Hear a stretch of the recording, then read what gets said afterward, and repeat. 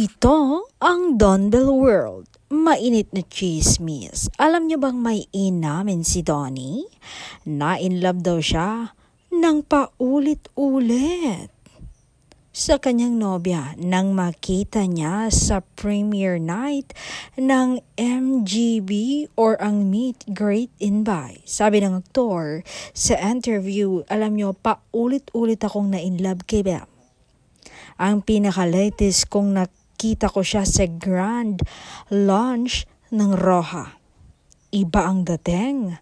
Ang sumunod naman ng premiere night ng MGB. She's so stunning and beautiful.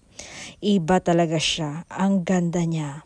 And bukod doon, when I watched the movie, I was so impressed. Talagang ang galing niya. Hindi lang talaga siya magaling sa drama.